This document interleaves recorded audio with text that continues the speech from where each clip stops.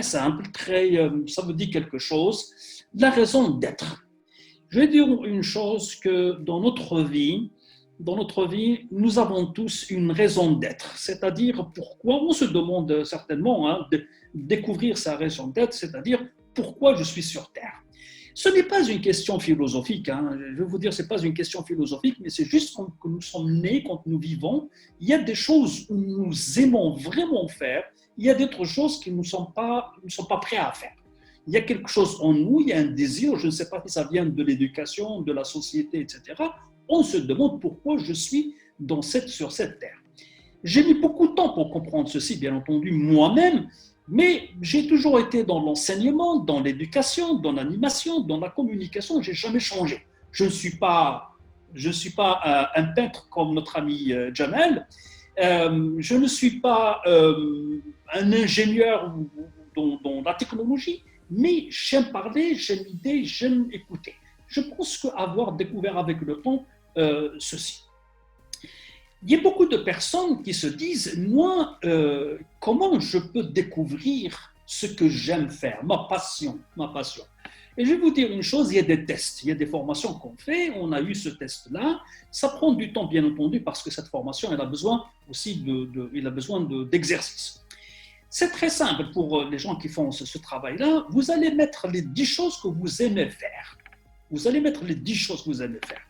Vous aimez cuisiner, vous aimez tricoter, vous aimez parler, vous aimez lire, vous aimez, je ne sais pas, une dizaine de choses.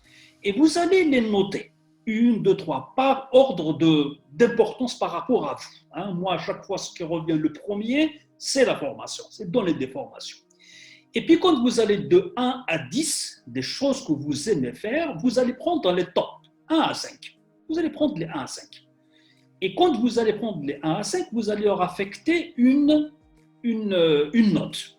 Le premier 8, le deuxième 7, le troisième 6, et vous allez voir exactement celui qui a pris une note, c'est toi-même. C'est un exercice qui peut, vous savez, on peut découvrir notre passion, mais aussi on peut toujours rajouter quelque chose, on peut toujours l'améliorer. Il y a certaines choses qu'on découvre dans la vie. Mais je vous assure que le fond ne change pas. Si vous êtes dans la démarche d'aide aux gens, vous allez continuer à faire ça. Si vous êtes vraiment un artiste, vous allez continuer à faire ça. Même si la vie ne vous a pas donné cette opportunité d'exercer cette passion, mais vous allez le faire. Je vais vous dire une autre façon de découvrir sa passion, et c'est très simple, une petite question. Qu'est-ce que vous aimez faire dans votre vie sans regarder l'heure? C'est-à-dire l'heure passe et vous n'avez pas regardé l'heure. Ça veut dire c'est ça exactement que vous aimez beaucoup. Si quelqu'un passe dans la cuisine des heures et des heures sans regarder que c'est l'heure de partir, c'est l'heure de faire, là vous allez voir c'est ce que vous aimez réellement. Quand je suis devant mes participants, quand je suis dans une salle d'animation, jusqu'à ce que les gens me disent « arrête ». Parce que j'aime faire ça, j'aime me sentir avec les gens, j'aime vraiment partager quelque chose avec les gens. Donc, regardez dans votre vie ce que vous faites sans regarder l'heure. Vous voyez, quand vous êtes dans une entreprise, dans un bureau, et vous regardez chaque jour, l'heure il est 5 heures, il est 4h30, je dois partir, je pense un jour, il faut penser à changer de métier.